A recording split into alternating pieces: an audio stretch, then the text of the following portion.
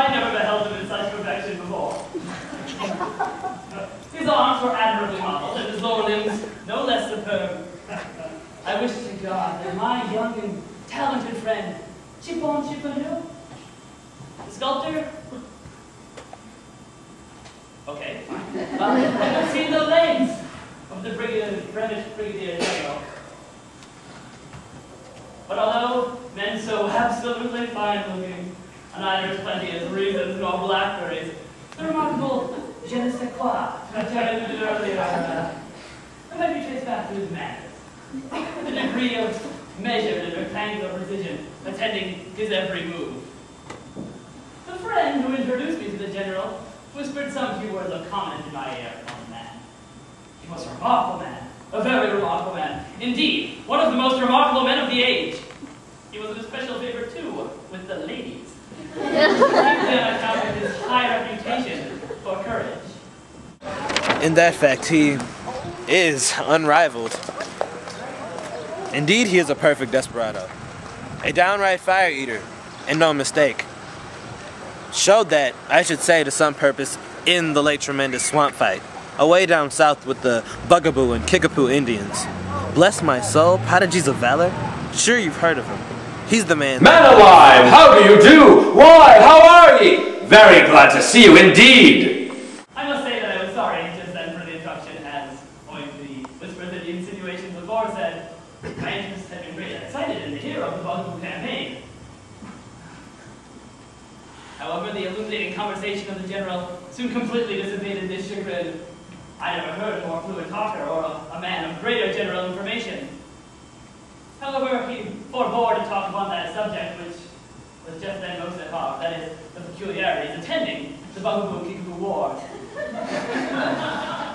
A tragic war. I perceived that the gallant soldier preferred to comment upon the rapid march of mechanical invention. So said he. There is nothing at all like it. We are wonderful people and live in a wonderful age. Parachutes and railroads, man-traps and spring guns, and who shall calculate the immense influence of electromagnetic? Nor is this all. Let me assure you, there is no end to the march of invention. The most wonderful, the most ingenious, and let me add, Mr. Thompson, I believe, is your name. Let me add, I say, the most useful, the most truly useful mechanical contrivances are daily springing up like mushrooms, if I may so express myself, or more figuratively, like grasshoppers, Mr. Thompson, about us, around us. Mr. Thompson, to be sure, is not my name. But it's needless to say that I left the general with a heightened interest in the man. However, my curiosity was not altogether satisfied, and I resolved to inquire among my acquaintances touching upon the general. The first opportunity which presented itself occurred in the church of the Reverend Dr. Drummoff, where I found myself situated one day by the side of Miss Tabitha T. It was plain to me that anyone knew anything about Reverend Brigadier General John A.B.C. Smith. That person was, of course, Miss Tabitha T. We commenced a brisk tete-a-tete. Smith? Why, not General John A.B.C. Bless me, I thought you knew all about him. This is a wonderful fact of age. Horrid affair, that. A bloody set of wretches, those Kickapoos. Fought like a hero, prodigies of valor, immortal renown. Smith? Brevet Brigadier General John A.B.C.? Why, you know, he's the man that... Man that is born of woman hath but a short time to live. He cometh up, and he is cut down like a flower. My friends, there was no help for it. I submitted with a good grace and listened in all the martyrdom of dignified silence to that balance of truly capital discourse. Next evening found me a somewhat late visitor at the Random Old Theater, where I trusted my curiosity would be satisfied by those exquisite figures of affability omniscience, Mrs. Arabella and Miranda, called Merchanti. I find genuine climaxes doing the outro to a crowded house, and I had some little trouble in making my wishes understood, as our box entirely overlooked the stage. It always overlooks the stage. Smith? Why not General John A.B.C.? Smith! God bless me, did you ever behold a finer figure? Never, madame. Or so inimitable grace. Never. Or such a just appreciation for stage effect. Madam. Or more delicate sense of the true beauties of Shakespeare. Be so good as to look at that leg. Smith, why not General John ABC? Horrid affair that, wasn't it? Those wretches, those bugaboos, all savage and so on.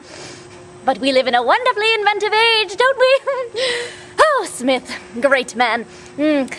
Perfect desperado, immortal renown, prodigies of valor. Yes, great man.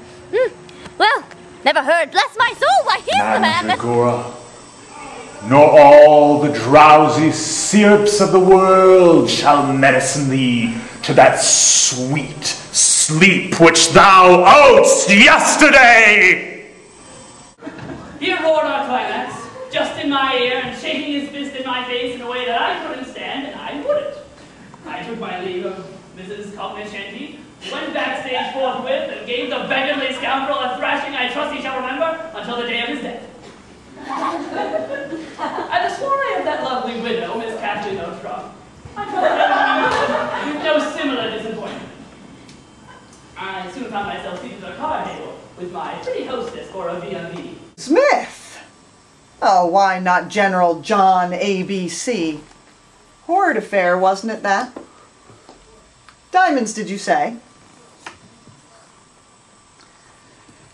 Terrible wretches, those kickaboos. We are playing whist, if you please, Mr. Tattle. However, this is the age par excellence. Speak French? Oh, quite a hero. Perfect desperado. No hearts, Mr. Tattle. I don't believe it. Immortal renowned and all that. Prodigies of valor. Never heard. Why, bless me. He's the man. Man?